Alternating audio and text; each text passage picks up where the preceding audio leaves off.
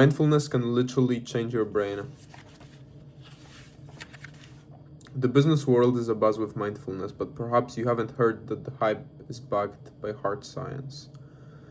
Recent research provides strong evidence that practicing non judgmental present moments awareness, aka mindfulness,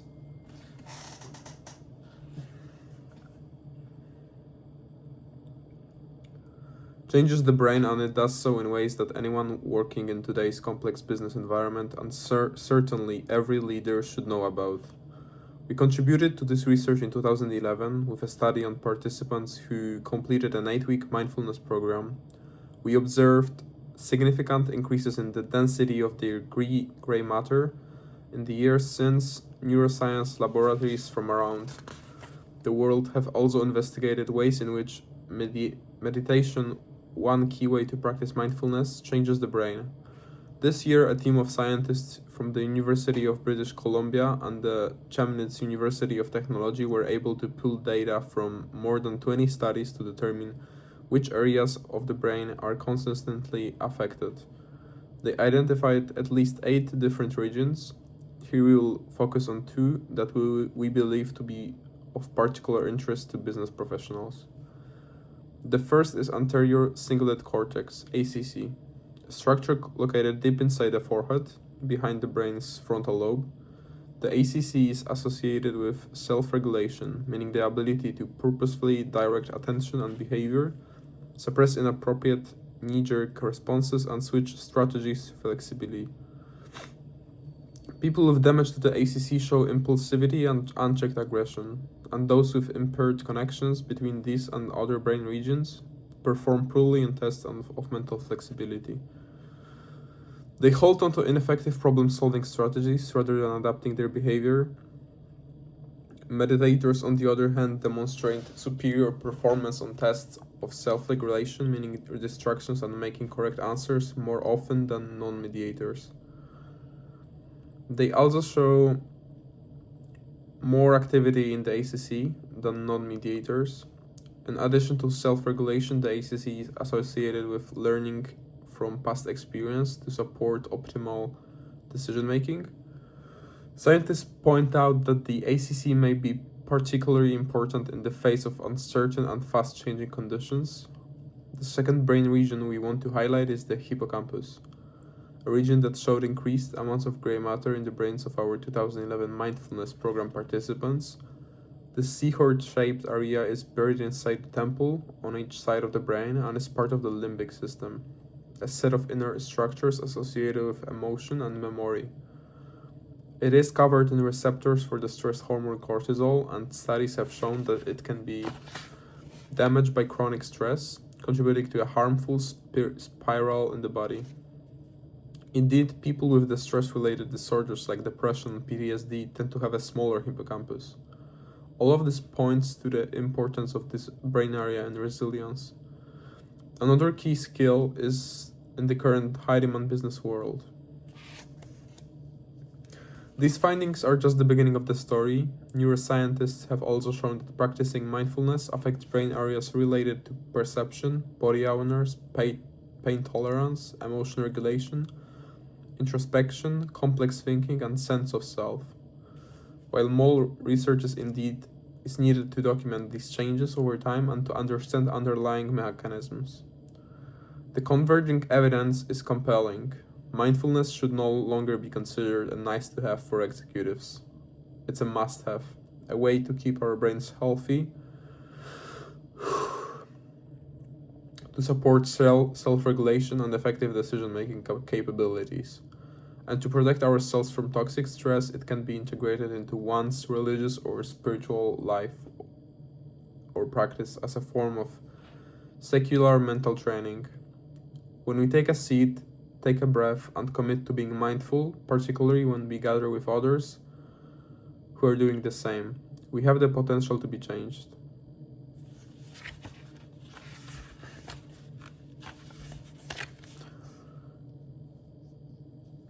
How to practice mindfulness throughout your workday. You probably know the feeling all too well. You arrive at the office with a clear plan for the day, and then in what feels like just a moment, you find yourself on your way back home. 9 or 10 hours have passed, but you've accomplished only a few of your priorities. And most likely, you can't even remember exactly what you did all day.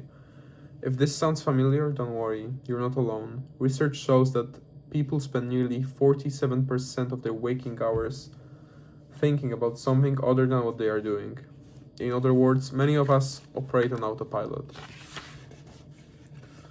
Add to this that we have entered what many people are calling an attention economy. In the attention economy, the ability to maintain focus and concentration is every bit as important as technical or management skills.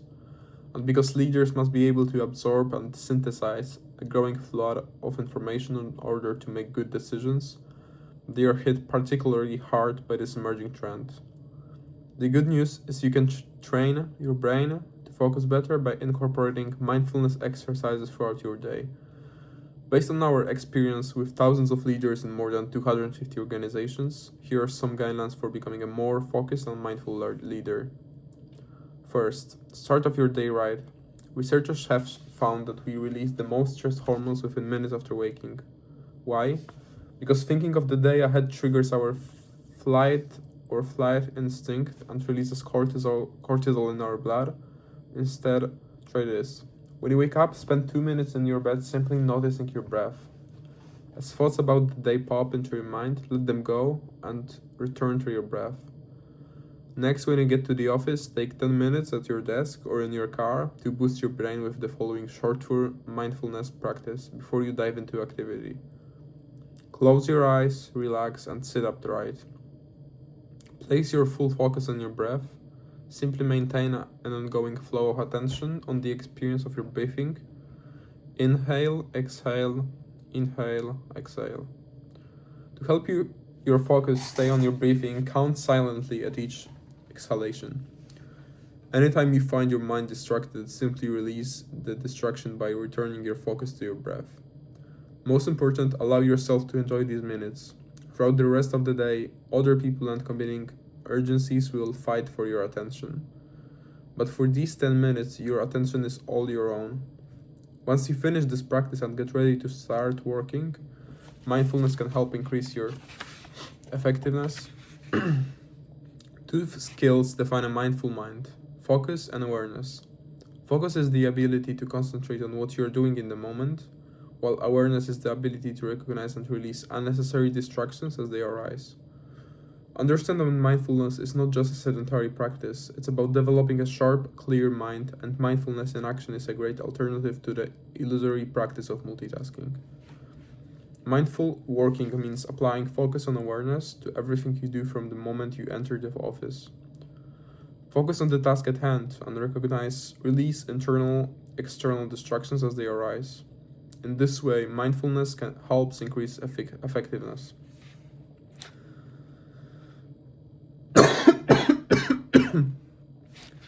Decrease mistakes and even enhance creativity. To better understand the power of focus and awareness, consider an affliction that touches nearly all of us: email addiction. Emails have a way of seducing our attention and redirecting it to lower priority tasks. Because completing small, quickly accomplished tasks releases dopamine, a pleasurable hormone in our brains. This release makes us addicted to email and compromises our concentration.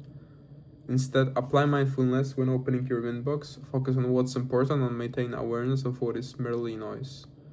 To get a better start of your day, avoid checking your email first in the morning. Doing so will help you sidestep an onslaught of distractions and short-term problems during a time of the day that holds the potential for exceptional focus and creativity. As the day moves on and the inevitable back-to-back meetings start, mindfulness can help you lead shorter, more effective meetings. To avoid entering a meeting with a wandering mind, take 2 minutes to practice mindfulness, which you can do en route. Even better, let the first 2 minutes of the meeting be silent, allowing everybody to arrive both physically and mentally. Then, if possible, end the meeting 5 minutes before the hour to allow all participants to mindful transition to their next appointment. As the day progresses, as your brain starts to tire, mindfulness can help you stay sharp and avoid poor decisions. After lunch, set a timer on your phone to ring every hour. When the timer rings, seize your current activity and do 1 minute of mindfulness practice. These mindful performance breaks will help you keep you from resorting to autopilot and lapsing into action addiction. Finally, as the day comes to an end and you start to commute home, apply mindfulness. For at least 10 minutes of the commute, turn off your phone, shut off the radio, and simply be. Let go of any thoughts that arise, attend to your breath. Doing so will allow you to let go of the stresses of the day and so you can return home and be fully present with your family. Mindfulness is not about living life in slow motion, it's about enhancing focus and awareness both in work and life. It's about stripping away distractions and staying on track with both individual and organizational goals. Take control of your own mindfulness. Test those tips for 13 days and see what they do for you. Resilience for the rest of us. There are two ways to become more resilient. One by talking to yourself, the other by retraining yourself. If you've suffered a major failure, take the sage of advice given by psychologist Martin Seligman in the HBR article Building Resilience. Talk to yourself. Give yourself a cognitive intervention and counter defeatist thinking with an optimistic attitude. Challenge your downbeat thinking and replace it with your positive outlook. Fortunately, major failures come along rarely in life. But what about bouncing back from the more frequent annoying screw-ups, minor setbacks, and irritating upsets that are routine in any leader's life? Resilience is again the answer, but with a different flavor. You need to retrain your brain. The brain has a very different mechanism for bouncing back from the cumulative toll of daily hustles, and with a little effort you can upgrade its ability to snap back from life's downers. Whenever you get so upset that we say or do something we later regret, and who doesn't now and then, that's a sure thing that our amygdala, the brain's radar for danger and the trigger for the flight or flight response, has hijacked the brain's executive centers and the prefrontal cortex. The neural key to resilience lies in how quickly we recover from the hijacked state. The circuitry that brings us back to full energy and focus after an amygdala hijack concentrates in the left side of our prefrontal area, says Richard Davidson, a neuroscientist at the University of Wisconsin. He's also found that when we are distressed, there is a heightened activity on the right side of the prefrontal area. Each of us has a characteristic level of left or right activity that predicts our daily mood range. If we are tilted to the right, more upsets. If to the left, we are quicker to recover from distress of all kinds. To tackle this in the workplace, Davidson teamed with the CEO of High Pressure, 24/7 biotech startup and meditation expert John Kabat-Zinn of the University of Massachusetts Medical School. Kabat-Zinn offered the employees at the biotech outfit instruction in mindfulness, an attention training method that teaches the brain to register anything happening in the present moment with full focus but without reacting. The instructions are simple. Find a quiet, private place where you can be undistracted for a few minutes. For instance, close your office door and mute your phone. Sit comfortably with your back straight but relaxed. Focus your awareness on your breath. Stay attentive to the sensations of the inhalation and exhalation. And start again on the next breath. Do not judge your breathing or try to change it in any way. See anything else that comes to mind as a distraction, thoughts, sounds, whatever. Let them go and return your attention to your breath. After 8 weeks and an average of 30 minutes a day practicing mindfulness, the employees had shifted their ratio from tilted toward the stressed out right side of the leaning towards the resilient left side. What's more, they said they remembered what they loved about their work.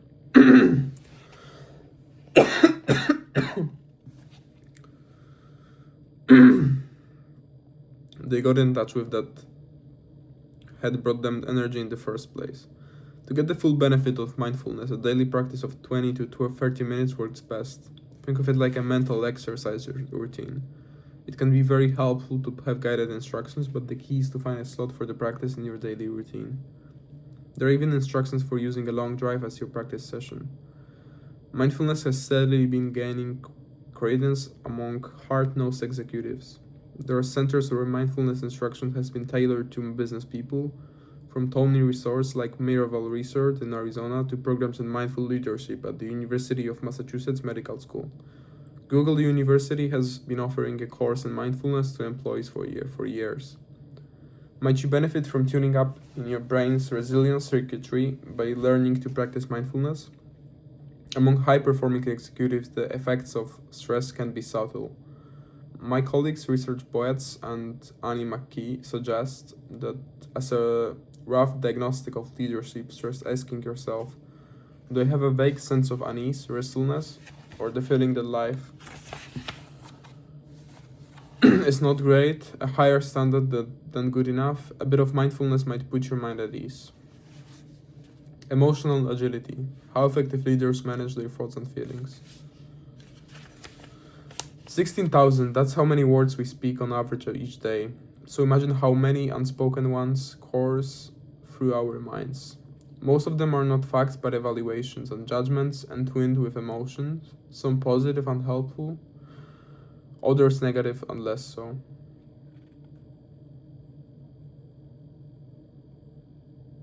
The examples of positive ones: I've worked hard and I can ace this presentation. This issue is worth speaking about. The new VP seems approachable. The negative ones are, he's purposely ignoring me. I'm going to make a fool of myself. I am fake.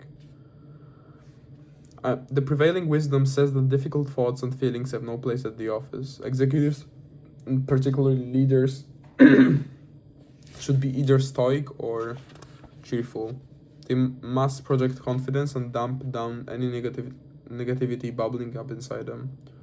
But that goes against basic biology. All healthy human beings have an inner stream of thoughts and feelings that include criticism, doubt, and fear. That's just our minds doing their job they were designed to do, trying to anticipate and solve problems and avoid potential pitfalls.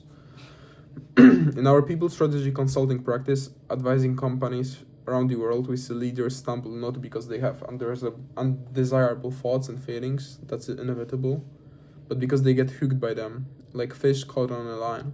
This happens in one of two ways. They buy into the thoughts, treating them like facts. It was the same in my last job. I've been a failure my whole career. And avoid situations that evoke them. I'm not going to take on that new challenge, or usually at the behest of their supporters, that they challenge the existence of the thoughts and try to rationalize them. I shouldn't have thoughts like this. I know I'm a total failure.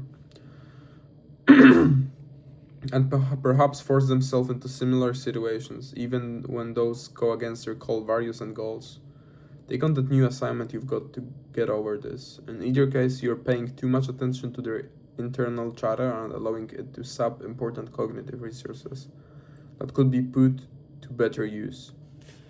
This is a common problem, often perpetuated by popular self-management strategies. We regularly see executives with recurring emotional challenges at work. Anxiety about priorities, jealousy of others' success, fear of rejection, distress over perceived sides, who have devised techniques to fix them, positive affirmations, prioritized to-do lists, immersion in certain tasks. But when we ask how long the challenges have persisted, the answer might be 10 years, 20 years, or since childhood. Clearly, those techniques don't work. In fact, ample research shows that attempting to minimize or ignore thoughts and emotions serves only to amplify them. In a famous study led by Daniel Wagner, a Harvard professor, participants who were told to avoid thinking about white bears had trouble doing so.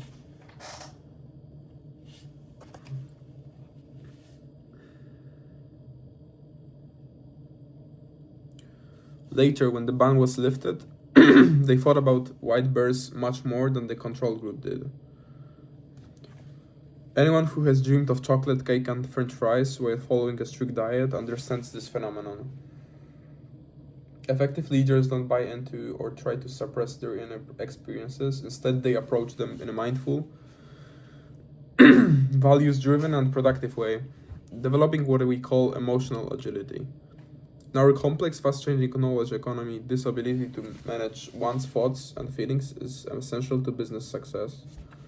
Numerous studies from the University of London, Professor Frank Bond and others show that emotional agility can help people alleviate stress, reduce errors, become more innovative, and improve job performance. We've worked with leaders in various industries to build this critical skill. And here we offer 4 practices adapted from Acceptance and Commitment Therapy Act, ACD. Original developed by the University of Nevada psychologist Stephen C. Hayes, that are designed to help you do the same. Recognize your patterns, label your thoughts and emotions, accept them, and act on your values. Let's start with 2 case studies. Cynthia is a senior corporate lawyer with 2 young children.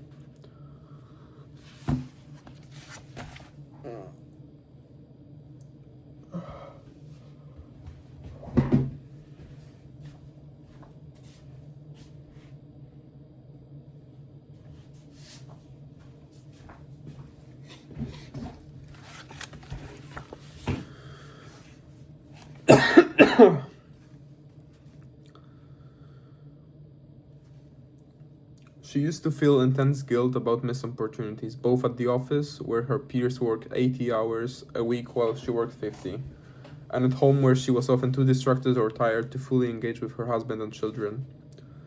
One nagging voice in her head told her she would have to be a better employee or risk career failure. Another told her to be a better mother or risk neglecting her family. Cynthia wished that at least one of the voices would shut up, but neither would any in response. She failed to put up her hand for exciting new prospects at the office, and compulsively checked messages on her phone during family dinners.